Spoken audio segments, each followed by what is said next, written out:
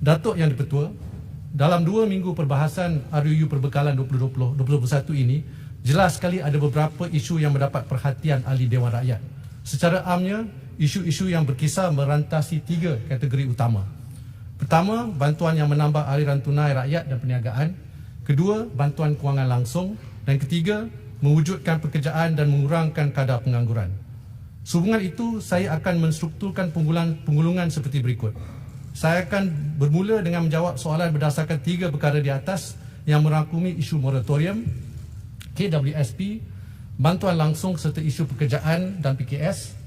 Kemudian saya akan mengulas mengenai ekonomi dan unjuran pertumbuhan. InsyaAllah saya akan mengakhiri penggulungan dengan mengulas peruntukan berkaitan kesihatan. Berbalik kepada isu survival rakyat. Saya tidak mahu berdolak-dalik dan berpusing-pusing. Maka marilah kita berbicara tentang isu moratorium dan KWSP. Datuk Yang Dipertua, tidak kurang daripada 36 ahli yang berhormat telah membangkitkan soalan-soalan berkaitan moratorium. Isu-isu utamanya adalah sama ada moratorium wajar dibuat secara pukal atau bersasar. Yang berhormat Pekan, Pontian, Port Dickson, Bagan Datuk, Arau, Kota Melaka, Pasir Gudang, Pasir Salak, Jerlun dan Labuan telah mencadangkan agar kerajaan melanjutkan moratorium selama 6 bulan secara pukal. Pertamanya, saya menegaskan bahawa moratorium pinjaman bank bukan hanya untuk sebilangan kecil rakyat. Moratorium ini tersedia untuk semua rakyat Malaysia yang terkesan, tidak kira sama ada daripada golongan B40, M40 atau T20. Semuanya layak mendapat bantuan dalam bentuk penangguhan, pengurangan dan perjadualan semula pinjaman. Golongan B40 mendapat lanjutan moratorium bank secara automatik. Golongan peniaga kecil mendapat lanjutan moratorium bank pun secara automatik. Golongan M40 pula hanya perlu buat self-declaration atau pengisytiharan sendiri tanpa perlu dokumen dan sebagainya. Bagi rakyat yang tidak tergolong dalam segmen-segmen di atas, mereka masih boleh mendapatkan moratorium dengan memohon kepada pihak bank masing-masing. Prinsip utama di sini adalah tanggungjawab dan keadilan. Adakah adil mereka yang kaya dan lebih dari mampu untuk membayar hutang diberikan moratorium? Bukankah lebih baik mereka membayar hutang supaya duit masuk ke sistem perbankan untuk menjana lebih banyak pinjaman, khususnya kepada perniagaan dan industri yang menampung dan mencipta pekerjaan untuk rakyat? Ini adalah sebabnya mereka yang mampu wajar membayar balik pinjaman mereka. Yang berhormat juga membangkitkan jika moratorium diberi secara pukal akan ada multiplier effect kerana komponen kegunaan meningkat.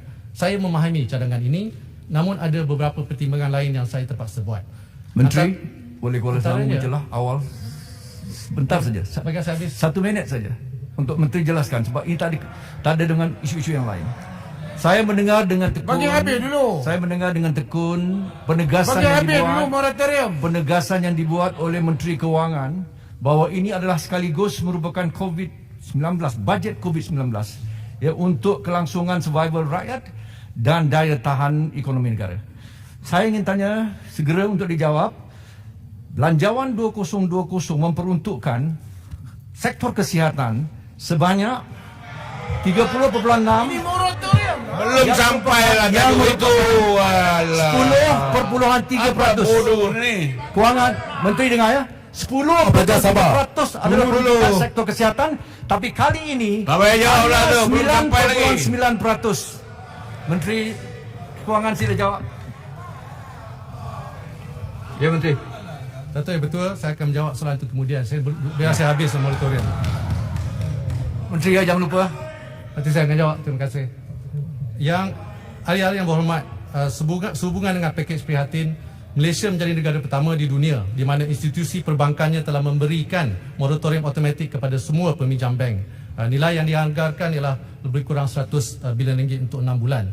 Setelah tamatnya moratorium automatik, Bank Negara Malaysia bersama institusi perbankan telah melanjutkan program moratorium dan bantuan bayaran balik pinjaman bermula Oktober 2020. Lebih 700,000 permohonan telah diterima dan daripada jumlah itu 98% peminjam telah menerima bantuan moratorium. Dalam Belanjawan 2021 pula, bantuan ini ditambah baik lagi.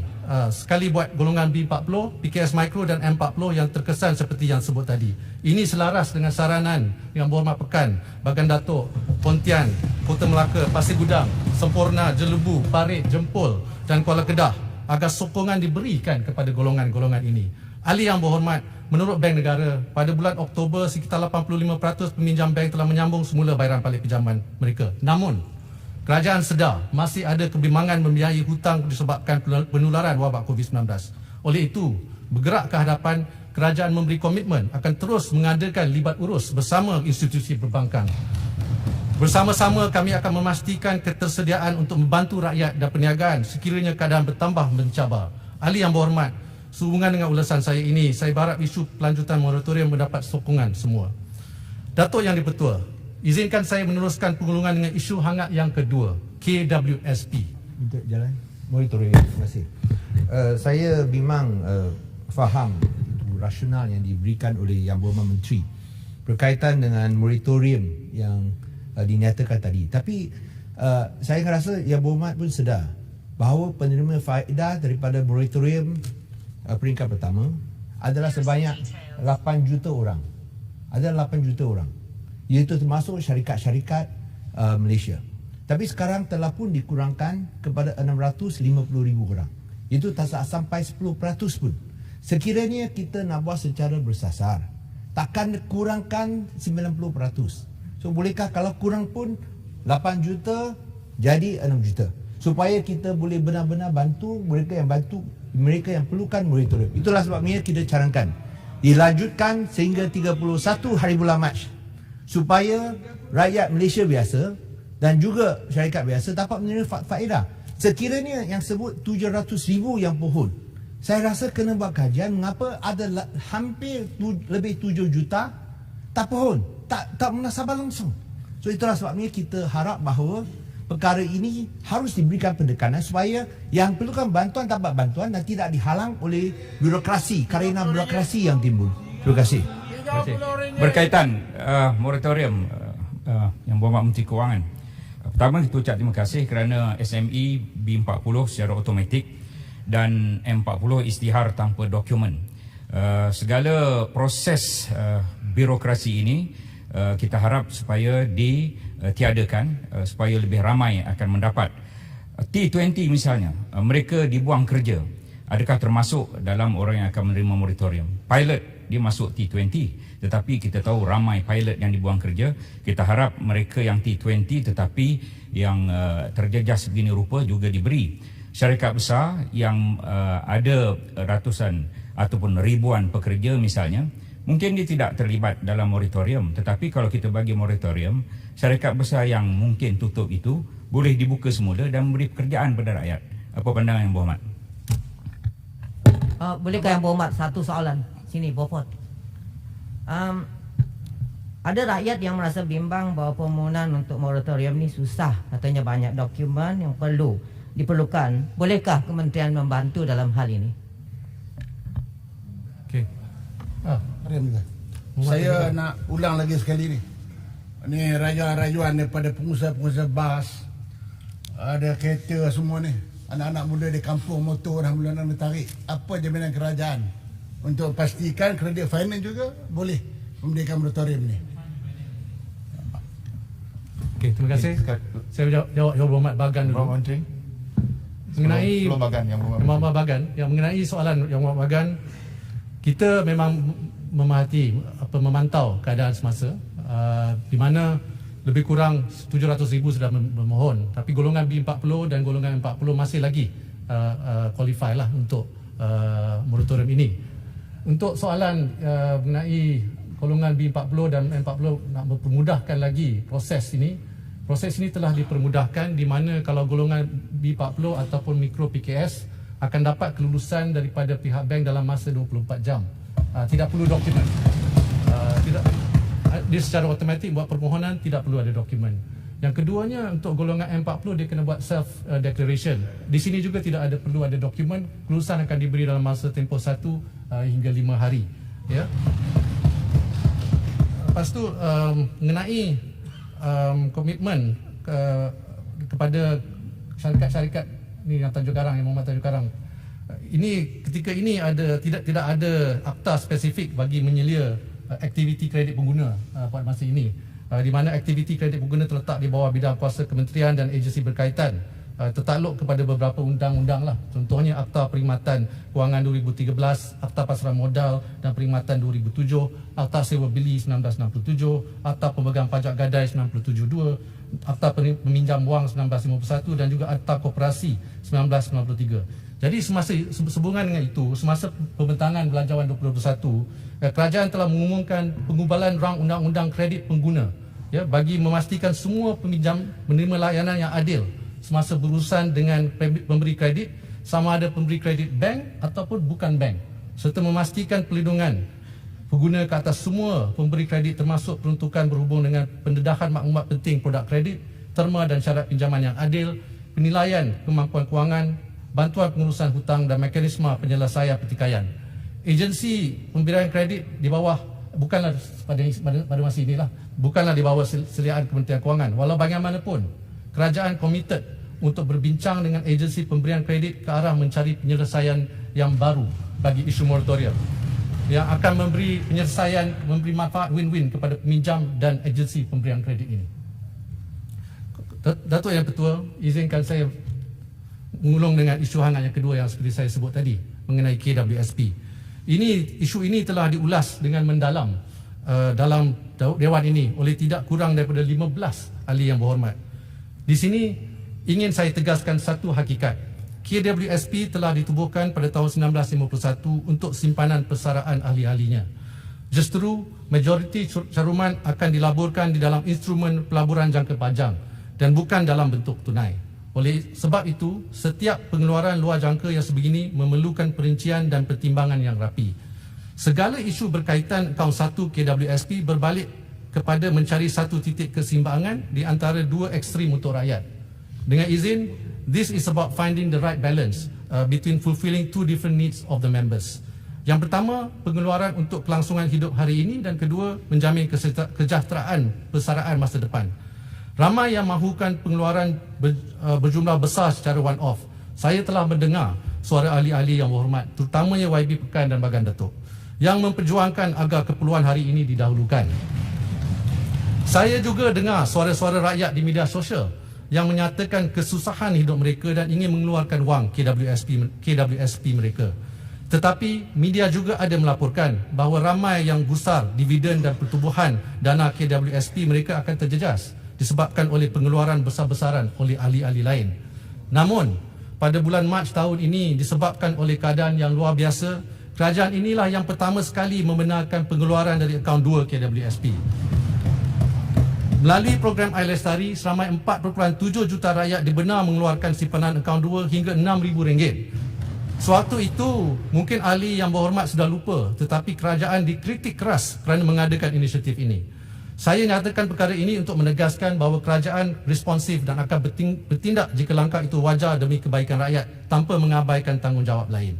Pada 6 November, program Air Sinar diperkenalkan, di mana KWSP telah membenarkan 600,000 ahli mengeluarkan sehingga RM6,000 dari akaun 1. Ini kemudiannya ditambah baik apabila KWSP mengumumkan skop kelayakan diperluas kepada 2 juta ahli yang aktif. Kini boleh mengeluarkan sehingga RM9,000 atau RM60,000 dari akaun 1, bergantung kepada terma kelayakan. Namun, kerajaan terus peka kepada rungutan ahli dan cetusan pendapat dari ahli-ahli yang berhormat sendiri tentang syarat-syarat yang terlalu ketat. Contohnya, ahli yang sudah berhenti mencarung beberapa tahun tetapi masih mempunyai simpanan namun tidak layak untuk membuat pengeluaran dari akaun 1. Ada pula ahli yang tidak hilang pekerjaan tetapi gaji, allowance atau overtime telah dipotong dengan ketara hingga menjejas kemampuan mereka menampung perbelanjaan diri dan keluarga. Mereka juga merungut kerana tidak layak memohon. Kerajaan mendengar semua ini. Seperti yang saya sebut, setiap langkah melibatkan pengeluaran KWSP perlu dilakukan dengan penuh tanggungjawab kepada amanah yang dipikul adalah untuk semua ahli, baik mereka yang mahu mengeluarkan dan juga bagi ahli yang tidak mahu. Akhirnya adalah tanggungjawab kerajaan untuk mencari titik keseimbangan di antara keperluan pengeluaran hari ini dan keselamatan persaraan untuk hari esok. Justru, setelah saya berbincang lanjut dengan pengurusan KWSP pagi tadi, sukacita diumumkan bahawa program Air Sinar kini dibuka dan diperluaskan kepada semua ahli yang terjejas pendapatan mereka.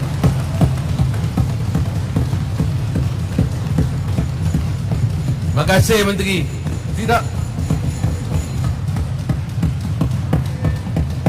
Tidak kira sama ada disebabkan hilang pekerjaan ataupun telah terkurang pendapatan mereka tahun ini, ahli tersebut layak memohon untuk membuat pengeluaran dari akaun saya. Tanpa mengira sama ada ahli tersebut bekerja sektor formal atau bekerja sendiri, tanpa mengira ahli aktif mencarum atau tidak, selagi terjejas pendapatan dengan ketara, bolehlah mengeluarkan simpanan dari akaun 1 KWSP. Dari 2 juta ahli yang layak sebelum ini, Air Sinar kini kita buka kepada lebih 8 juta ahli. Terima kasih Menteri. Tambahan pula, setiap ahli dibenarkan. Tambahan pula, setiap ahli yang sebelum ini dibenarkan mengeluarkan sehingga RM9,000, kini boleh mengeluarkan sehingga RM10,000. Terima kasih. Mereka cuma perlu memohon di dalam talian atau hadir di mana-mana pejabat KWSP. Tunjukkan sahaja bukti mengenai kehilangan pekerjaan, notis cuti tanpa gaji, potongan gaji, allowance atau OT maupun pengurangan pendapatan jika bekerja sendiri. Datuk Yang di-Pertua, mendukung semangat kerajaan prihatin rakyat, kita sentiasa meneliti rapat perbahasan dalam Dewan ini, di mana ahli yang berhormat semua merupakan denyut nadi suara akar undi. Sehubungan dengan ini, saya ingin berkongsi beberapa pengumuman dan berita baik yang sekaligus menjawab beberapa soalan yang telah berbangkit ketika sesi perbahasan. Pertama adalah berkaitan bantuan khas kewangan petugas barisan hadapan. Menteri, Datuk Yang di-Pertua, maaf saya walaupun penularan wabak COVID-19 semakin membimbang, sedikit kan penting. Terima kasih bagi pihak kita semua. Terima kasih kerana mendengar denyut nada dan nadi rakyat. KWSP ini ada 870 bilion ringgit wang caruman. Daripada segala inisiatif yang dibuat, daripada 870 bilion ringgit itu, berapakah agaknya nilai yang terlibat? Terima kasih. Sebenarnya yang terlibat ialah lebih kurang 70 bilion ringgit.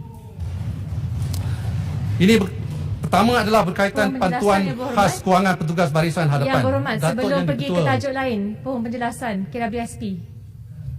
Dalam perbahasan saya tanyakan tentang the balance, ya, memastikan penggunaan dan pengeluaran dapat juga diganding dengan simpanan dan yang harus digunakan oleh rakyat di masa depan. Tapi Yang Berhormat tidak menjelaskan apakah langkah-langkah yang akan diperkenalkan oleh kerajaan memandangkan majoriti pencarum dalam KWSP ini simpanan kurang daripada RM10,000 dalam akaun 1. Jadi bagi mereka contohnya, ya, yang mempunyai gaji dan simpanan tinggi tak bermasalah.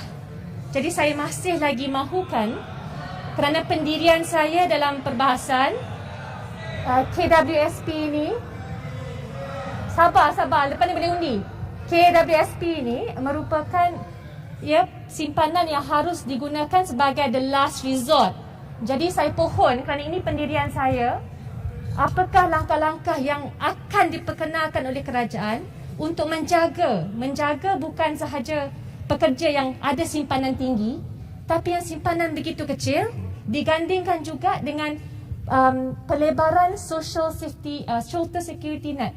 Itu safety net. Ya, saya pohon. Terima kasih, ya, Yang Berhormat. Okey, terima kasih Yang Berhormat Berpatang Pauh. Seperti yang disebut oleh Yang Berhormat Pontian tadi, jumlah asset under management dengan izin KWSP lebih kurang 900 bilion ringgit. Masa ini sebenarnya 960 bilion ringgit. Di sini kita ada membuat peruntukan dan buat senario sensitivity analysis, di mana seperti yang saya sebut tadi, kita telah mempertimbangkan dengan secara terperinci sama ada kita boleh membenarkan rakyat Malaysia yang terkesan ini mengeluarkan wang daripada akaun 1. Daripada analisis kita, baru pagi ini saya dapat siapkan analisis itu selepas 1 minggu berbincang dengan KWSP. Ini tidak akan menjejaskan dividen atau return kepada KWSP, dan tapi dapat menolong ramai. Kerana totalnya ialah lebih kurang 70 bilion ringgit seperti yang saya sebut tadi. Ya, saya nak cakap sedikit pasal tambahan bantuan khas kewangan petugas barisan hadapan.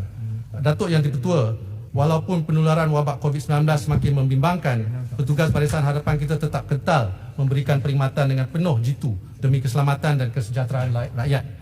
Melalui ucapan Belanjawan 2021, kerajaan telah mengumumkan bantuan khas one-off kepada petugas Barisan Hadapan Kesihatan sebanyak RM500. Sepanjang perbahasan saya telah mendengar cadangan daripada ahli-ahli parlimen seperti Yang Berhormat Pontian, Rajang, Ibu Barat, Lembah Pantai sendiri dan Jelutong mengenai perlunya mempertimbangkan bantuan khas untuk Barisan Hadapan yang lain yang turut bertugas dengan penuh dedikasi dan komitmen. Penjelasan sikit Muhammad. Justru ingin saya umumkan sekejap, dengan kerajaan bersetuju untuk memanjangkan bantuan khas secara one off kepada semua petugas Barisan Hadapan yang lain sebanyak RM300.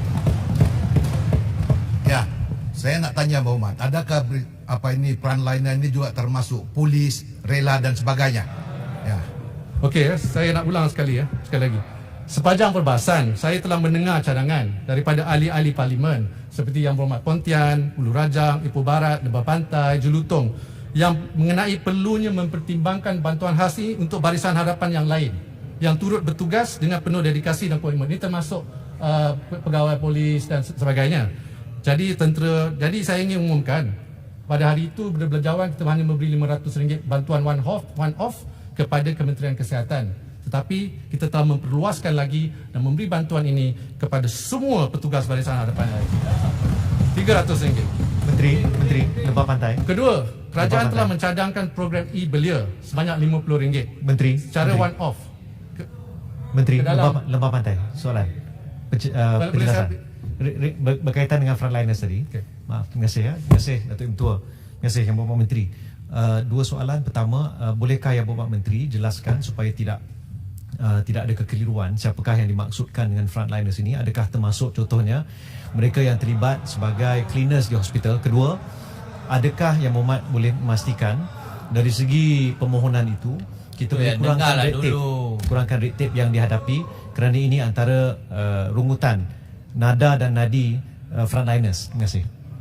Terima kasih Yang Berhormat Lembah Pantai. Termasuk polis, rela, tentera, pegawai immigration, NADMA. Ini semua basically dengan izin semua yang diperlakukan oleh NADMA akan dapat. Mengenai proses tu saya harap kita dah belajar daripada yang masa lepas lah. Kita akan memastikan prosesnya lebih baik pada masa ini. Saya nak cakap sikit pasal program e-Belia. Ini banyak disentuh oleh Yang Berhormat juga. Ini semasa saya mengecap masa belanjawan sebanyak RM50 secara one off ke dalam akaun e-wallet bagi mereka yang berumur 18 hingga 20 tahun. Ini jangka akan memanfaatkan lebih 1.5 juta belia. Yang Berhormat Menteri Pengajian Tinggi juga berpandangan agar keperluan pelajar-pelajar institusi pengajian tinggi diteliti oleh Kementerian Kewangan. Oleh itu, kita mengambil kira permintaan dari ahli parlimen seperti Yang Berhormat Pontian, Pasir Mas, Arau dan MUA juga untuk membantu mahasiswa di IPT dan IPTS dalam konteks norma baru. Kerajaan bersetuju untuk menambah baik program e-Belia seperti berikut. Pertama, meningkatkan jumlah e-Belia daripada RM50 kepada RM100. Dan kedua, memanjangkan inisiatif ini kepada 1.1 juta mahasiswa di IPT dan IPTS, termasuk yang berumur lebih daripada 20 tahun. Ketiga, ramai lagi ahli yang berhormat termasuk YB Serian, YB Bukit Mertajam, YB Kota Kinabalu telah menyarankan supaya ditambahkan peruntukan kepada kerajaan negeri, terutamanya Sabah, bagi membantu usaha menangani wabak COVID-19. Untuk maklumat ahli yang berhormat, Kementerian Kewangan melalui Agensi Pengurusan Bencana Negara NADMA pada 26 Oktober lalu telah menyalurkan peruntukan berjumlah RM50 juta kepada negeri Sabah khususnya untuk memerangi pandemik COVID-19. Selain itu, peruntukan RM44 juta juga telah digunakan oleh Kementerian Kesihatan dalam membendung gelobak wabak COVID-19 di Sabah. Pada hari ini, sebagai langkah susulan memerangi COVID-19 di negeri Sabah, sukacita diumumkan bahawa Kementerian Kewangan akan menyalurkan dana tambahan berjumlah RM50 juta lagi untuk negeri Sabah pada bulan Disember. Terima kasih Prof. Menteri. Terima kasih. Terima kasih Yang Berhormat Menteri dan Tuan Jadi Ketua. Saya ucapkan syabas kerana memberikan peruntukan tambahan kepada Sabah. Namun saya rasa peruntukan tambahan juga perlu diberikan kepada semua kerajaan negeri di Malaysia ini. Dan saya telah sarankan saya telah sarankan agar setiap kerajaan negeri diberikan satu dana khas pengurusan COVID sebanyak 100 juta setiap negeri. Sebab kita bukan saja Sokong bajet dulu, isu baru kita kesihatan, timbang. tapi juga Sokong kerajaan bajet negeri dulu. perlu mengendalikan Speaker, kawal ekonomi pasca COVID-19. Terima kasih. Terima kasih. Sokong bajet ke tu? Terima kasih Muhammad Menteri Keuangan. Kalau ada tambah lagi.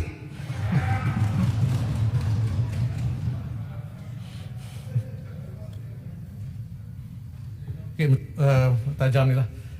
Datuk Ketua, pada masa ini Kerajaan Persekutuan telah menyediakan pelbagai dana dan bantuan bagi menangani krisis COVID-19 di seluruh negara melalui penyaluran kepada agensi-agensi Kerajaan Persekutuan serta pihak berkuasa tempatan, ya, PBT. Untuk maklumat yang berhormat, Kerajaan Persekutuan telah memperuntukkan sejumlah RM235 juta kepada semua kerajaan negeri bagi tujuan bantuan perbelanjaan berkaitan COVID-19 termasuk penyelenggaraan infrastruktur yang perlu. Peruntukan ini telah disalurkan kepada kerajaan negeri melalui kumpulan wang COVID-19. Selain itu, sejumlah RM427 juta tambahan peruntukan juga telah disediakan kepada agensi pengurusan bencana negara ataupun ADMA. Kerajaan berpandangan peruntukan-peruntukan berkaitan perbelanjaan COVID-19 ini perlu dipusatkan di bawah ADMA bagi memastikan bantuan yang diberikan adalah secara menyeluruh dan jentera Kerajaan Persekutuan dan negeri dapat bergerak dengan lebih cekap dan berkesan. Walau bagaimanapun, sekiranya terdapat keperluan yang mendesak, kerajaan komited untuk menyediakan peruntukan tambahan yang diperlukan seperti yang telah kita umumkan untuk Sabah. Keempat, ini semasa pembentangan Belanjawan 2021 pada 6 November lepas, saya telah mengumumkan inisiatif pemberian one-off sebanyak RM500 kepada 40,000 pesara polis yang menerima pingat jasa pahlawan negara.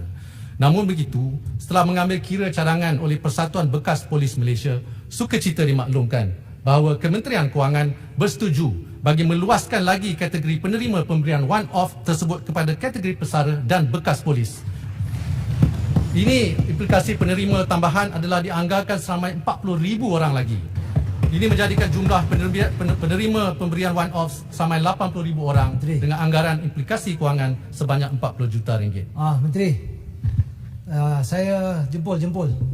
Okey. Saya nak bertanya pada Menteri, bantuan one-off ni termasuk tak pada mereka yang terkesan akibat banjir baru-baru ini? Kebanyakan petani tidak lagi dapat membuat projek tanaman kerana rosak teruk. Adakah mereka ini juga termasuk dalam bantuan one-off?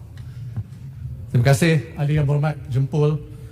Sektor pertanian ini memang merupakan penyumbang asas kepada pembentukan ekonomi Malaysia dalam menjamin bekalan makanan yang mencukupi dan selamat kepada rakyat. Sektor pertanian tidak pernah dipinggirkan oleh kerajaan, malah sentiasa menjadi agenda utama dalam memastikan pengusaha-pengusaha yang terlibat dapat meningkatkan taraf hidup dan membantu menambah pendapatan. Sehubungan itu, seperti yang dicadangkan oleh Yang Berhormat, terutama Yang Berhormat Baling, untuk menyediakan dana bantuan khas pesawah yang dilanda banjir. Kerajaan bercadang untuk menyediakan peruntukan RM80 juta untuk tabung bencana pertanian. Terima kasih. Bantuan khas ini dapat memanfaatkan petani yang terdiri dari pesawah, nelayan dan pengusaha aquakultur, pekebun dan peternak yang mengalami kehilangan pengeluaran hasil tanaman kesan dari bencana alam. Nelayan juga memainkan peranan yang penting dalam meningkatkan pembangunan dan ekonomi industri perikanan selain membantu bekalan makanan negara sentiasa mencukupi. Yang Amat Berhormat Perdana Menteri telah mengumumkan kenaikan allowance sara hidup nelayan daripada RM250 kepada RM300 sebulan yang memanfaatkan lebih daripada 40,000 nelayan. Seperti yang dibangkitkan oleh Yang Berhormat Sik, kenaikan tersebut wajar dipanjangkan kepada nelayan darat. Dengan itu, kerajaan juga mencadangkan kenaikan kepada kadar allowance sara hidup nelayan darat daripada RM200 kepada RM250 bagi 3,400 nelayan darat yang berdaftar. Terima kasih Yang Berhormat Menteri. Terima kasih. Ketujuh. Kanga boleh. Kanga nak menjelas sikit. Minta penjelasan. Boleh ya? Kanga. Yang Berhormat Kanga. Ngah nak sokong tu, Kanga nak sokong. Okey. Dalam perbahasan saya ada menyebut sebab berasaskan dokumen kita daripada 3 tahun lepas, peruntukan untuk subsidi dan bantuan sosial kita telah berkurang lebih kurang dalam 3.5 bilion. Dan pada hari ini Yang Berhormat Menteri mengumumkan banyak pindaan terhadap angka-angka dan jumlah penerima. Jadi saya harap Yang Berhormat Menteri boleh bagi satu salinan berapakah pindaan sebab dia melibatkan jumlah belanjawan yang lebih besar, dan saya minta penjelasan pengurangan ini di mana untuk subsidi dan juga bantuan sosial tu. Terima kasih. Biar saya jawab Yang Berhormat Kanga dulu. Okey. Saya Lepas tu tak- balik Setiawangsa. Okey, Lepas tu balik ya. Lepas Setiawangsa. Bagi saya jawab ya. Terima kasih Yang Berhormat. Untuk maklumat Yang Berhormat Kanga, perbelanjaan sebenar subsidi, bantuan dan insentif bagi tahun 2019 ialah sejumlah 23.9 bilion ringgit seperti yang telah dilaporkan dalam buku tinjauan fiskal dan anggaran hasil kerajaan persekutuan tahun 2021. Itu untuk 2019 ya. Manakala bagi tahun 2020 sejumlah 20.1 bilion ringgit diperuntukkan, dan jumlah ini sebenarnya tidak termasuk bantuan-bantuan yang disalurkan melalui kumpulan wang COVID-19 yang merangkumi bantuan prihatin nasional, tambahan bantuan sara hidup, bantuan kepada golongan muda terjejas seperti OKU dan Ibu Tunggal, serta bantuan tunai kepada pemandu teksi dan lain-lain yang berjumlah 16.4 bilion ringgit, yang menjadikan perbelanjaan subsidi, bantuan dan insentif bagi tahun 2020 adalah yang terbesar dalam sejarah Malaysia, iaitu 36.5 bilion ringgit. Bagi tahun 2021 pula, hanya 19 bilion ringgit diperuntukkan di bawah perbelanjaan mengurus. Kerajaan perlu mengimbangi pelanjawan antara keperluan dan kemampuan untuk menampung keperluan OE disebabkan oleh pengurangan hasil kerajaan akibat penularan wabak COVID-19. Yang Berhormat berkaitan Setiawangsa. Berhormat sikit saya setuju dengan apa yang Berhormat Menteri jawab, cuma saya nak tahu kat mana yang dikurangkan tu. Okey, nanti saya Okey, terima kasih Yang Berhormat Menteri, dan saya mengalu-alukan beberapa respon Yang Berhormat terhadap komen yang telah diberikan oleh ahli parlimen dalam perbahasan. Cuma saya nak tahu, kalau dahulu ketika kita berhadapan dengan global financial crisis, defisit kita berbanding KDNK ialah sebanyak 6.7%. Kalau ikut unjuran asal untuk 2021 ialah 5.4%. Jadi kalau tidak sekarang tapi di hujung ucapan boleh berikan apakah unjuran defisit berbanding KDNK memandangkan kita berhadapan situasi yang sangat luar biasa dengan COVID. Yang Berhormat, baling Yang Berhormat, Yang Berhormat Menteri. Baling. Boleh. Terima kasih Yang Berhormat Menteri. Hari ini kalau kita tengok, kalau ada pertandingan bola sepak, Yang Berhormat dah skor 5 gol dah. Alhamdulillah. Ini adalah satu perkara baik demi kelangsungan kesejahteraan rakyat. Dalam perbahasan saya Yang Berhormat Menteri, saya ada tanya berkaitan dengan bantuan khas bagi frontliner yang tidak diundang ni, iaitu kepada penghantar makanan, Food Grab, Food Panda, Lala Move, Tapau dan yang lain-lain daftar yang didaftarkan. Mereka ni membantu Menteri Kanan Keselamatan dalam mengendalikan SOP supaya rakyat tak keluar rumah untuk hantar makanan. Masa yang Berhormat Menteri buat bajet, pejabat Yang Berhormat Menteri pun budak-budak ni lah yang hantar makanan selalu. Dia kata, Datuk, tolong bagi tahulah pada Menteri, kami siang malam hantar makanan kat pejabat beliau. Kalau boleh bagilah one off. Itu saya bahaskan baru ni, saya masukkan. Adakah perkara tersebut dipertimbangkan Yang Berhormat Menteri? Silakan. Minta tambah sedikit, setengah minit. Yang Berhormat Menteri, rasa saya hari ini pengumuman amat luar biasa. Bukan saya Yang Berhormat Menteri menggulung, bahkan menambah, bukan mengurang. Tahniah sekali lagi. Terima kasih. Yang Berhormat Setiawangsa, saya boleh menjawab sekarang. Sebenarnya dari segi unjuran masih kekal defisit ke 5.4% kerana kita masih lagi mengekalkan unjuran KDNK kita dalam lingkungan 6.5 hingga 7.5%. Yang Berhormat Baling, saya ingin bercakap sedikit. Ada satu lagi sebenarnya request lah dengan izin Yang Berhormat Baling dan juga Yang Berhormat lain yang telah dibangkitkan di dalam Dewan ini.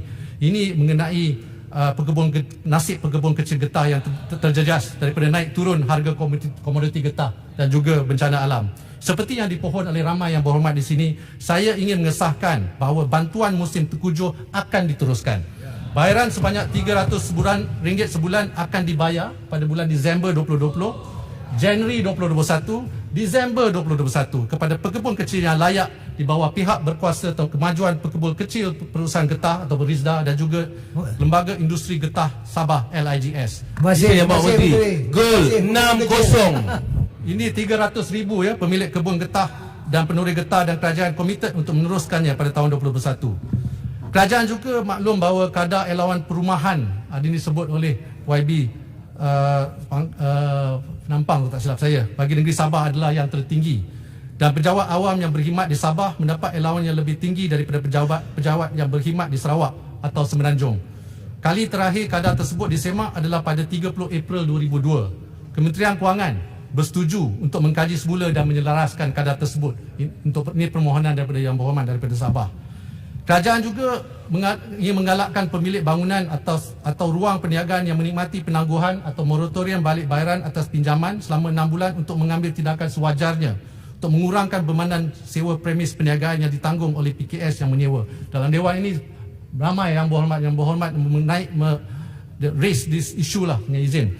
Ini melalui pakej rangsangan perdana. Sebelum ini ada pemilik premis perniagaan, pemberi sewa atau landlord diberikan pengurangan atau pelepasan sewa kepada penyewa premis perniagaan yang terutamanya dari PKS akan diberikan potongan cukai khas, tetapi ini telah berakhir pada September 2020. Potongan ini tertakluk kepada syarat pengurangan sewa. Jadi kalau syarikat-syarikat ini mengurangkan sewanya sekurang-kurangnya 30% daripada kadar sewa asal bagi tempoh tersebut, saya nak umumkan bahawa potongan cukai khas bagi pengurangan sewa premis ini kepada PKS ini kita lanjutkan lagi 6 bulan sehingga Mac 2021. Saya berharap pengumuman dan komitmen tambahan ini terus mengukuhkan belanjawan 2021 sebagai belanjawan untuk rakyat. Yang Berhormat sekalian, ini semua bukan cadangan saya.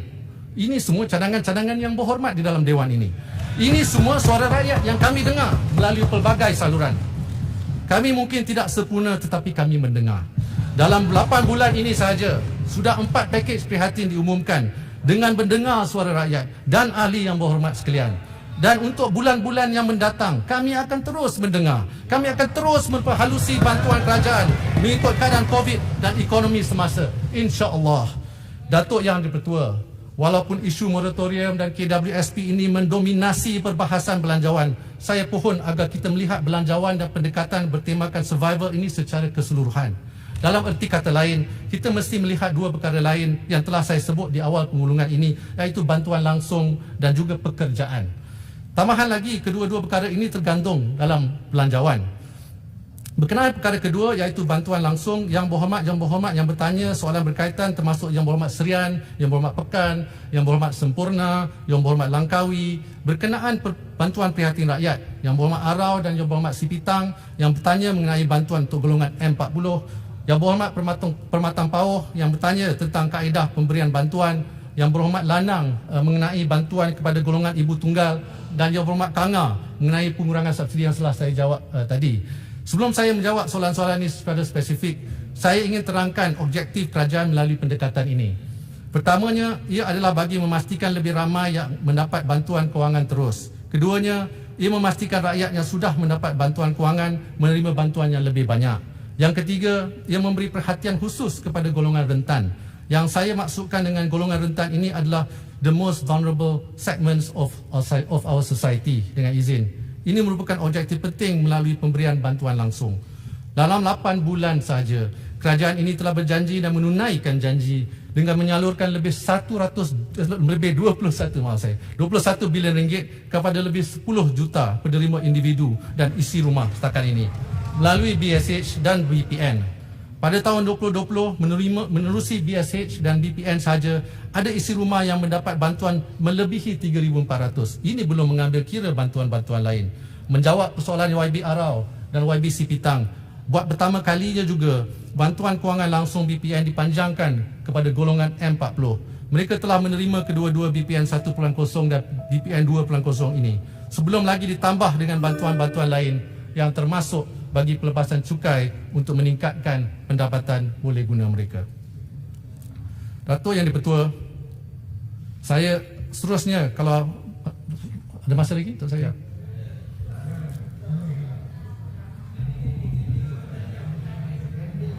Jawab semua sekali. Gulung semua ya. Datuk Yang Dipertua, kerana masa ni tak mengizinkan boleh saya menggulung. Speaker dah bagi tambah lagi.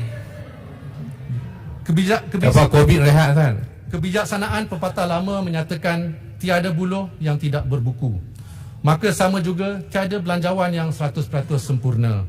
Tetapi yakinlah belanjawan ini adalah natijah terbaik kerajaan setelah mempertimbangkan lebih 6,600 cadangan yang lahir, lebih 40 sesi libat urus berentasi setiap negeri dari utara ke selatan, barat ke timur dengan lebih 100 pihak berkepentingan dari seluruh negara mewakili segenap lapisan rakyat dan sektor ekonomi utama. Lebih 6,600 cadangan telah kerajaan pertimbangkan, termasuk juga cadangan-cadangan yang dibuat pihak pembangkang. Belanjawan ini mengandungi lebih 44 langkah strategik, lebih 186 inisiatif utama untuk kebajikan rakyat dan membina daya tahan ekonomi supaya kita dapat mengatasi musibah besar yang melanda negara ini.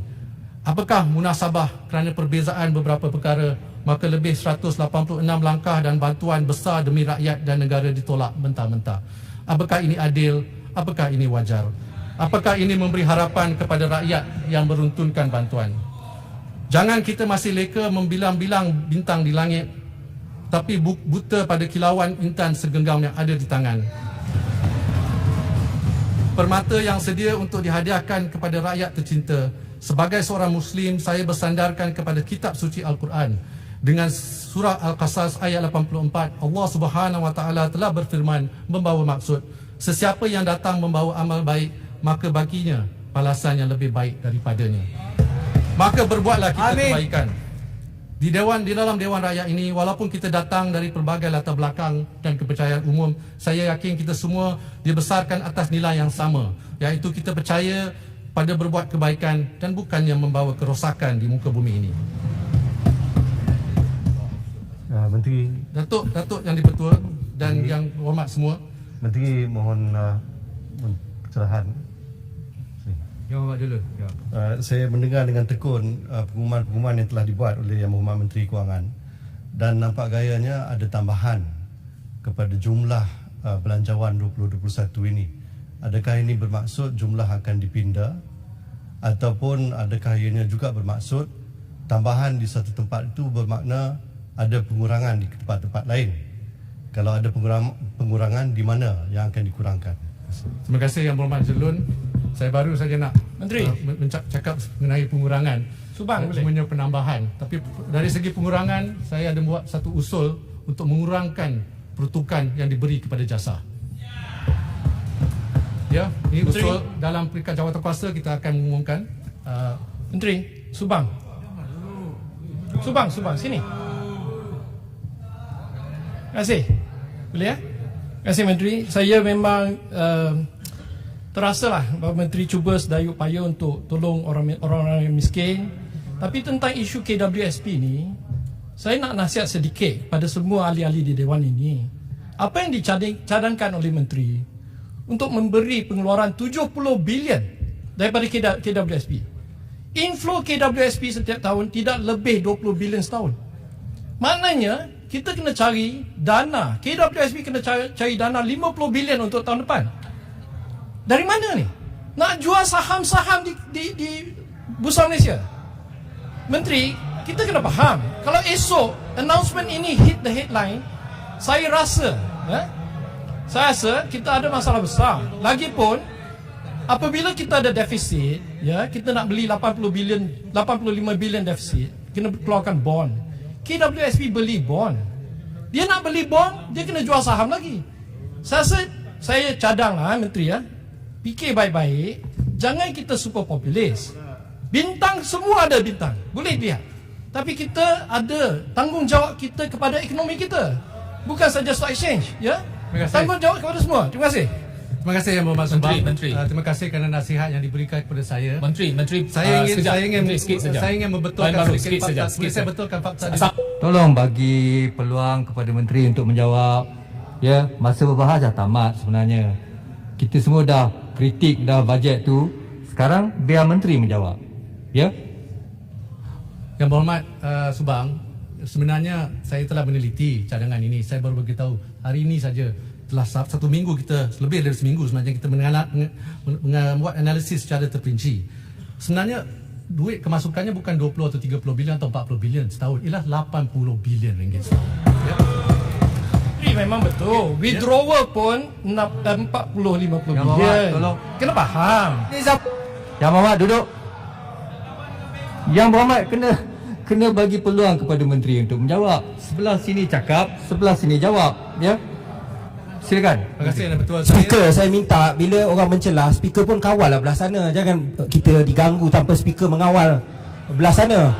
Bila Bila yang saya tak kawal? Banyak kali tadi. Ya, bila Pak Tampau bercakap, Saya benarkan diganggu. semua kamu mencelah. Ya, tak ada betul. satu yang Tapi saya bila bakar. diganggu, kami Jangan- sebagai belah sini juga ada hak untuk bersuara. Jangan tuduh saya yang Ya. bukan-bukan. Saya cuma minta Yang Berhormat Speaker untuk kawal.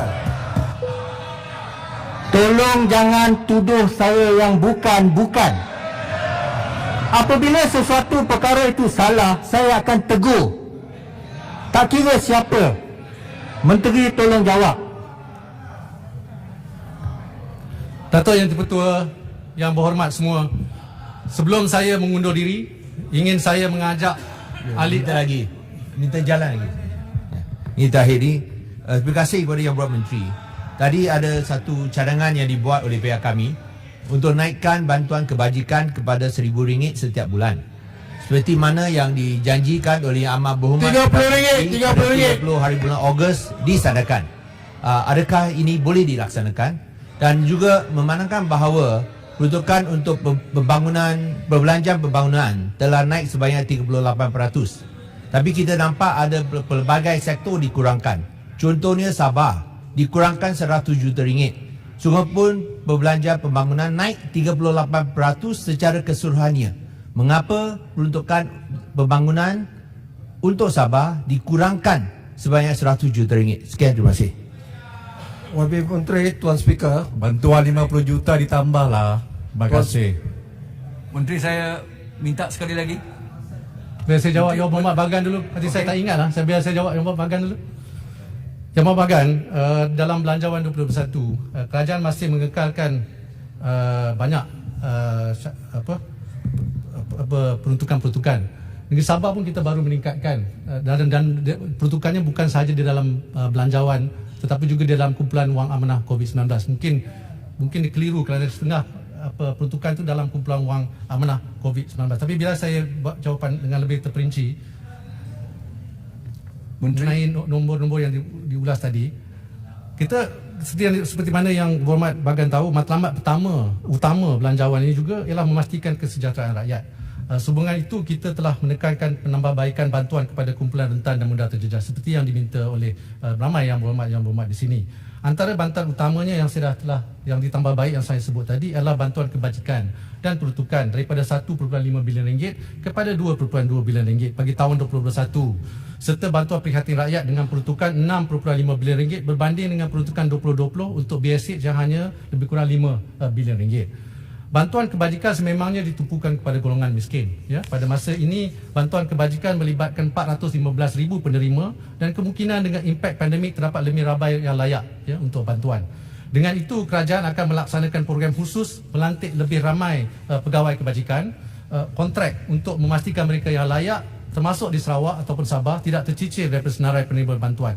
Untuk tahun 2021, BPR, Bantuan Prihatin Rakyat, dijangka akan memanfaatkan lebih daripada 8 juta penerima daripada golongan B40. Ini peningkatan daripada 4.3 juta penerima di bawah BSH. Bagi tahun 2020, dianggarkan 500,000 penerima atau 12% daripada penerima BSH adalah penerima dari negeri Sarawak. Melalui usaha memantapkan bekalan data kerajaan, itulah yang kita perlu buat. Bentuk bantuan kebajikan serta BPR adalah diharapkan kerajaan kita ini akan dapat menyelaras program pembasmian kemiskinan seperti program peningkatan pendapatan dan juga program infrastruktur asas di kawasan pedalaman, terutamanya di Sabah ini. Menteri. Tuan Menteri. Menteri, saya seminit saja Menteri. Tahniahlah Menteri, ini semacam satu pembentangan bajet kali kedua nampaknya. Apapun Menteri Kewangan, saya rakamkan kritikan daripada di Academy of Medicine Malaysia, Malaysian Health Coalition, MMA, yang menyatakan bahawa peruntukan belanjawan yang dijodohkan sebagai COVID-19 adalah sangat mengecewakan. 10.3% adalah apa yang kami berikan dalam tahun 2020. Tahun ini Menteri Kewangan, Menteri sedar bahawa you have only given 9.9%, tolak daripada kontrak workers. Menteri hanya memberikan 9.4%. Mengikut nisbah, kita perlu memperkasakan health, tetapi Menteri nampaknya mengecewakan. Terima kasih. Terima kasih Yang Berhormat Kuala Selangor. Biasa jawab dulu Yang Berhormat Kuala Selangor ni. Kerajaan telah memperuntukkan sebanyak 31.9 bilion ringgit kepada KKM dalam Belanjawan 2021. Ini adalah peningkatan 1.3 bilion ringgit daripada tahun lalu. Kerajaan juga, boleh saya habis menjawab? Kerajaan juga memperuntukkan 1.8 bilion ringgit di bawah kumpulan wang COVID-19 bagi tahun 2020 dan 2021. Berserta 1 bilion ringgit lagi untuk membendung gelombang ketiga. Kerajaan memperuntukkan 475 juta bagi pembelian bekalan reagen, bahan guna habis termasuk kit saringan khusus untuk kegunaan Kementerian Kesihatan bagi tahun 2021. Kerajaan tidak pernah kompromi dalam memastikan KKM mendapat sumber yang diperlukan dalam usaha memerangi COVID-19 dan sentiasa bersedia untuk menambah peruntukan jika diperlukan. Itu adalah respon-respon secara acute, Menteri. Kita memerlukan to enhance. Kita perlu memperkasakan seluruh sektor kesihatan yang memerlukan bukan saja COVID tetapi non-COVID. Ini yang dipertikaikan oleh Academy of Medicine Malaysia dan MMA dan Malaysia Heart Foundation. Ini yang mereka kecewa. Bukan sekadar reactive action, bukan sekadar pelan-pelan reaktif, tetapi pelan-pelan yang bersifat sustainable, yang jangka jauh yang disebutkan oleh Menteri sendiri. Tapi ini adalah satu kegagalan dan mereka merakamkan kritikan ini. Terima kasih. Ya Bapak Menteri, minta penjelasan. Yang Berhormat Menteri Kewangan, tolong habiskan selepas ini. Speaker, saya minta selepas ini. Saya minta penjelasan ya. Yang Berhormat Menteri, saya minta penjelasan. Dalam perbahasan Pasir Gudang ada timbulkan peruntukan di bawah Kementerian Kewangan sebanyak 13.6 bilion diuntukkan bagi pelbagai suntikan modal. Saya ingin penjelasan apa maksud itu. 13.6 bilion untuk pelbagai suntikan modal. Terima kasih. Saya Paranggam, Yang Berhormat Menteri. Terima kasih. 13.6 bilion ni suntikan modal ini saya akan perincikan dalam peringkat jawatan kuasa. Tapi kalau nak juga sekarang saya boleh bagi. Ya. Govco Holdings Berhad 1.76 bilion. Dana Infranational 3.73 bilion. Urus Harta Jemaah 1.5 bilion. Prasarana Malaysia Berhad 1.5 bilion. MCD Kencana 200 juta. SSER 675.8 juta. Jabatan Kedua Sdn Berhad 330 juta. Pembinaan PFI Sdn Berhad dan MKD Aman Makmur 1.5 bilion. SRC International 1.6 bilion. 1MDB Development Berhad 842.3 juta. Terima kasih. Yang Berhormat Menteri. Yang Berhormat Menteri, saya Paranggam. Satu soalan saja. Okey. Terima kasih Tuan Ketua dan Yang Berhormat Menteri. Nak sokong. Ketika menjawab soalan YB Tampin berhubung bantuan kerajaan kepada institusi pendidikan Islam bukan milik kerajaan, Yang Berhormat Menteri Ahli-Wal Agama sewaktu penggulungan pada hari Isnin lepas telah menyatakan, biar saya petik kata-katanya, kerajaan memperuntukkan sebanyak 100 juta ringgit di bawah komponen selenggara semua jenis sekolah yang berjumlah keseluruhannya 800 juta ringgit sebagaimana yang dibentangkan dalam ucapan Belanjawan 2021. Namun semakan yang telah saya buat kepada apa yang dinyatakan oleh Menteri Pendidikan berkenaan peruntukan 800 juta ringgit tersebut semasa penggulungan beliau tidak menunjukkan sebarang butiran agihan kepada sekolah agama rakyat, sekolah tahfiz, sekolah agama swasta dan pondok seperti yang didakwa. Bolehkah YB Menteri Kewangan sahkan dalam Dewan Yang Mulia ini bahawa sebenarnya tidak ada peruntukan 100 juta pun untuk sekolah agama rakyat, sekolah tahfiz, sekolah pondok dan sekolah agama swasta dalam bajet tahun 2021. Terima kasih Yang Berhormat Menteri. Terima kasih Simpananggam. Saya bagi pihak kerajaan ingin mengesahkan yang kita akan terus menyediakan peruntukan yang sama dengan tahun lepas, iaitu sebanyak 100 juta ringgit kepada Jabatan Kemajuan Islam Malaysia untuk sekolah tahfiz, sekolah pondok. Terima kasih Menteri, terima kasih. Menteri seorang pemurah. Yang tak faham. Menteri, maksudnya peruntukan tambahan. Terima kasih Menteri. Terima kasih. Peruntukan tambahan kepada JAKIM ataupun peruntukan tambahan kepada Kementerian Pendidikan Malaysia. Peruntukan lain. Peruntukan untuk Menteri KPM, Kementerian Pendidikan, hanya merujuk kepada sekolah di bawah kawal selia Kementerian Pendidikan. Jadi peruntukan tambahan kepada Kementerian Agama. Dah dijawab. Okey, kerana itu yang disebutkan oleh Menteri Agama. Itulah saya kalau biar saya mengesahkan yang 100 juta ringgit ini masih lagi sama kepada Jabatan Kemajuan Islam Malaysia ini untuk apa? Sekolah tahfiz, sekolah pondok. Terima kasih Menteri, jelas. Boleh saya menggulung sekarang? Jadi peruntukan tambahan kepada Kementerian Agama. Menteri, last. Gulung. Yang Muhammad Menteri. Untuk sekolah Tamil. Jelas dah tu.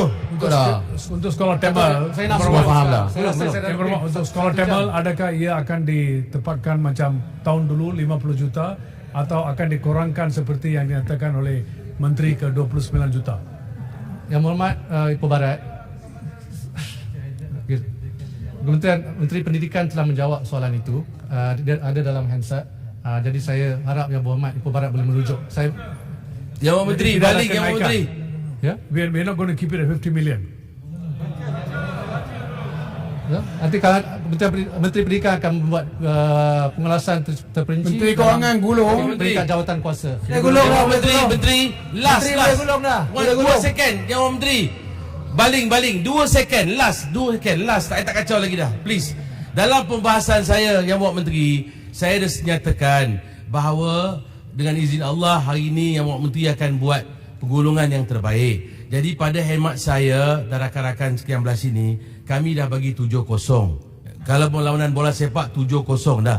Tapi walau bagaimanapun saya nak menyatakan kepada Yang Muhammad Menteri, hari ini demi kelangsungan kebajikan rakyat yang tercinta, apatah lagi junjung kasih titah di Raja iaitu Kebah Duli Yang Maha Tuanku Agong yang telah bagi kita, menasihatkan kita untuk menyokong. Jadi kalau mana-mana pihak tidak menyokong, biarlah rakyat menjadi hakim dalam erti kata sebenarnya untuk menilai mereka dalam pilihan raya akan datang. Jadi saya kata semua patut sokong belanjawan kerajaan di bawah Kementerian Kewangan ini. Terima kasih. Menteri. Yang Berhormat Menteri. Tanjung Balin. Saya nak mengundur diri. Yang Berhormat Menteri Muar. Tanjung Balin. Menteri. Sebelum saya mengundur diri, 15 saat je. saya mengajak ahli-ahli Dewan ini Menteri bersama. Menteri. Betapa hari ini kita keliru berada di satu Menteri. Boleh persimpangan minta penjelasan. yang Menteri yang crucial. Tersorong seadanya di pentas Yang Berhormat Menteri. Alam belum lagi bersuara. 15 saat lagi bersuara. Teruskan. Menteri. Tak ada. Yang Berhormat Menteri. Betul. Bila boleh dia yang teruskan. Saya rasa dalam yang penting. Gulung ya. Ya, Menteri. Di atas pentas ini kita sedang disaksikan rakyat Macam mana Malaysia. yang baling boleh diberi juga laluan? tertampak kepada Tapi kacamata Shah Alam tak dunia boleh di luar diberi sana. laluan. Pengamat politik Nampak dan sangat penganalisa tak adil. pelaburan yang teliti. Yang Berhormat Menteri. Menteri kalau nakkan sokongan kena beri laluan. Yang Berhormat, tolong. Yang Berhormat. Yang Berhormat Menteri sila habiskan. Kalau tak benarkan penjelasan sila habiskan. Muar. Yang Berhormat Satu Menteri speaker, Muar. hari ini kita sudah lulus satu usul. Tak ada time limit. Kenapa nak limitkan time kita? Muar. Ini adalah bajet lah, pembentangan bajet. Yang Berhormat Menteri. Menteri Gulung takkan 20. Yang Berhormat Menteri mempunyai lantai percakapan. Mengikut peraturan, kalau dia tak benarkan mencelah, maka tak boleh mencelah. Yang Berhormat Menteri nak mencelah, nak bagi mencelah ke tak nak? Kalau tak nak, gulung sekarang. Muar. Terima kasih. Yang Bagi pada Shah Alam saja. Satu lagi last. Terima kasih Yang Berhormat Menteri. Kita semua mengakui bahawa titah yang di-Pertuan Agong memohon meminta supaya bajet ini disokong. Namun walaupun disebut bahawa pihak Kerajaan Perikatan Nasional telah melakukan engagement dan perundingan dan perbincangan dengan semua pihak, ini adalah satu pemalsuan fakta.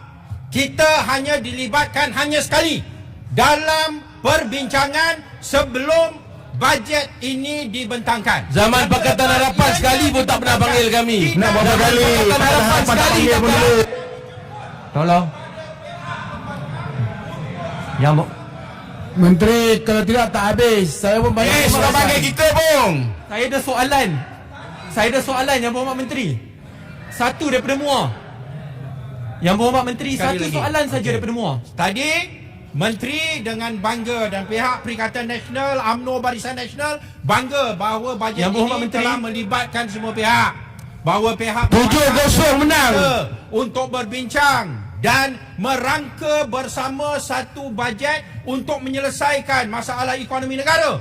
Tapi itu adalah satu pembohongan. Kerana seperti mana Shah Alam yang bohong. Shah Alam yang bohong. Biar rakyat menilai. berlaku. Tolong. Okey. Duduk sekarang, duduk. Yang Berhormat. Yang Berhormat, apa penjelasan yang Berhormat hendakkan daripada Menteri? Bukan tegur, penjelasan. Cuma boleh mencelah.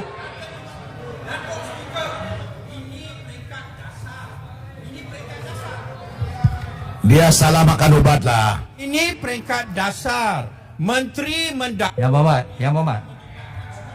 Berhormat, point of order. Ya. Peraturan Mesyuarat 371B mengatakan seseorang ahli tidak boleh mengganggu ahli yang sedang bercakap kecuali B jika hendak meminta penjelasan. Pengerusi boleh tidak membenarkan mana-mana ahli meminta penjelasan sekiranya didapati bahawa majlis mesyuarat tidak mempunyai masa yang cukupnya untuk menyelesaikan urusannya atau jika pengerusi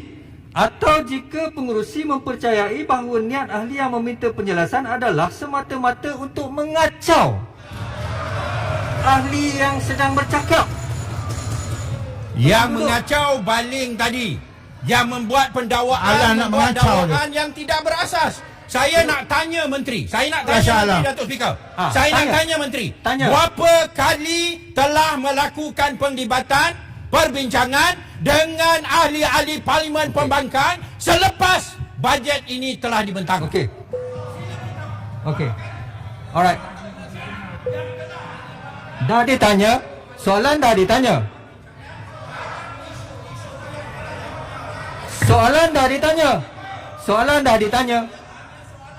Tuan Speaker jangan kacau lah. Sibuk lah Tuan Speaker ni. Kacau saja. Soalan dah tanya. Soalan sudah tanya duduk lah. Ajar spang tu. Kurang ajar. Bila Baling cakap, Speaker tak berhentikan dia. Dia membuat dakwaan yang tidak berasas. Soalan dah tanya. Belum lagi. Saya nak tanya sebagai contoh perbincangan berhubung dengan moratorium. Berapa kali telah melibatkan ahli Parlimen Pembangkang? Jumlah moratorium, tempoh moratorium, siapa yang menjadi sasaran? Okey, dah ditanya. Menteri tolong jawab. Alright. Menteri tolong jawab. Tuan Speaker, jangan dakwa bajet ini adalah hasil perbincangan bersama dengan salah bohong. Okey. Itu satu pembohongan yang jelas dan nyata. Yang Berhormat Menteri. Terima kasih. Yang Berhormat Menteri, tolong jawab kemudian habiskan pengulungan. Satu daripada Terima kasih.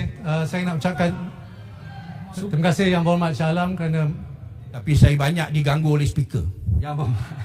Terima kasih. Saya banyak diganggu oleh Yang Berhormat. Udahlah speaker diamlah. Menteri tolong jawab. Kita terima kasih Yang Berhormat Shah Alam. Saya maklum komen-komen yang diberikan. Mungkin ini last kali lah Yang Berhormat Muar ni. Tak, Subang. Terima kasih Yang Berhormat Menteri. Subang. Sekejap lah. Kerana dia tak libatkan pembangkang. He never involved us in the discussion. Yang Berhormat. Pun tak boleh lah. Pakatan Harapan dulu tak pernah libatkan kerja kita pembangkang. Pakatan Harapan. Yang Berhormat Menteri, sila habiskan pengulungan.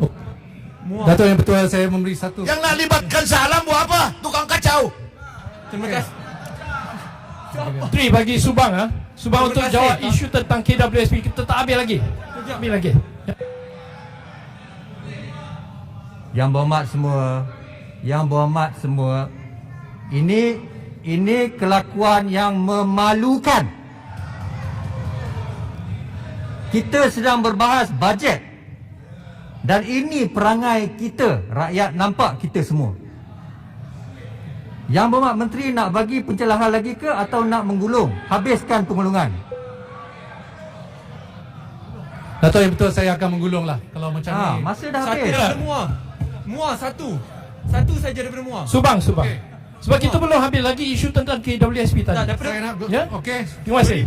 Masih tangan kerajaan adalah belanjawan negara 2021 yang Berhati-hati. Menteri tak boleh macam ni. Menteri datang daripada Menteri tadi salah. Satu kunci yang boleh menzahirkan Kasihlah segala peluang dekat Muar pula. manfaat yang termaktub Datang Menteri dalam salah belanjawan tadi ini. tentang KWSP. Sementara itu, isu di luar besar. sana adalah pemilik sebenar belanjawan ini, Satu daripada iaitu Muar yang jutaan Muar Menteri. rakyat kita yang saban hari menunggu, resah menanti bilakah belanjawan ini akan diturunkan kepada mereka.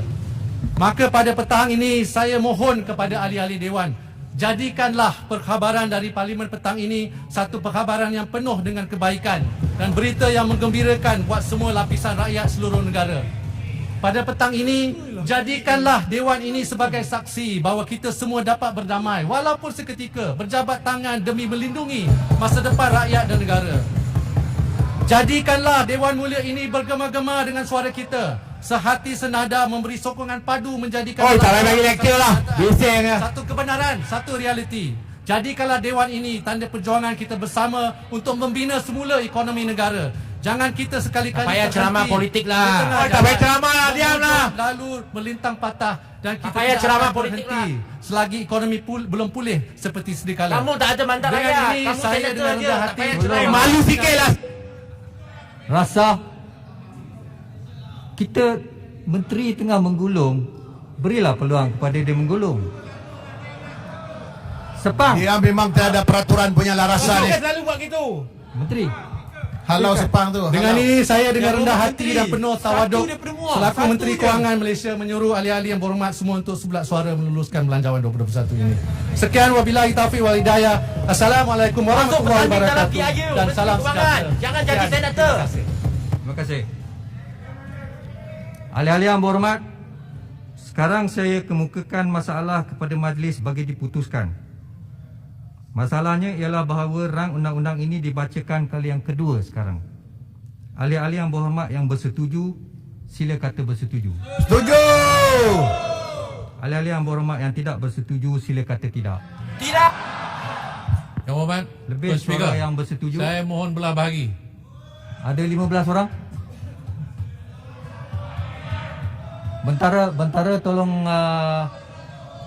tolong kira.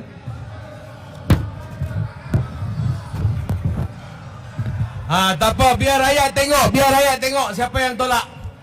Speaker, dia tak bangun 15 orang. Mana dia? Tak cukup 15 orang. Speaker, dia kena bangun 15 orang. Speaker, dia tak bangun 15 orang. Sekejap. Sabar. Bilang lain. Bilang lagi. Ada Tak cukup. Din, Tuan Speaker, tak cukup. Biar rakyat tengok. Tak cukup belah bagi. Kamera tunjuk siapa yang bangun tu. Tak cukup number belah bagi. Duduklah. Kamera tak tunjuk siapa yang bangun, bagi rakyat tengok. Malu. Ambil gambar. Bagi rakyat tengok. Reporter. Bagi rakyat tengok. Malu. Rakyat tengok, bagi rakyat tengok muka-muka mereka.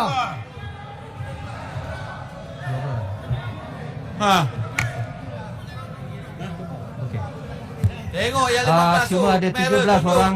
Rakyat tengok. Rakyat tengok. Bagi rakyat tengok. Facebook live sekarang. Cuma Bagi rakyat tengok. Malulah pokok sana. Syalah malulah. mana cukup. Muka tak malu ni lah dia. Yang berhormat. Saja bangun. Yang berhormat. Malu perosak. Tak cukup. Bagi Tidak. rakyat tengok. Tidak cukup 15 orang. Lebih suara bersetuju. Amanah malu. Amanah pengkhianat. Dibacakan. Tahniah kerajaan tahniah. Bagilah 15 Mana yang bangun? Alhamdulillah rakyat yang perosak Tun. Tun malu perosak. Tolong. Wang daripada kumpulan wang disatukan untuk perkhidmatan bagi tahun 2021 dan bagi memperuntukkan jumlah wang itu Wisdom untuk prevail. perkhidmatan bagi tahun itu. Ahli-ahli yang berhormat, sekarang saya kemukakan masalah bahawa usul di atas nama yang berhormat Menteri Keuangan di dalam aturan urusan mesyuarat ini diedarkan kepada jawatankuasa sebuah buah majlis.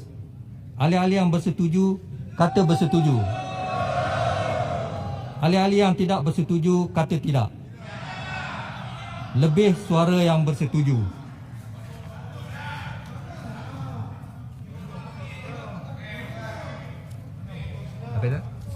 Ada yang nak bangun? Tak ada.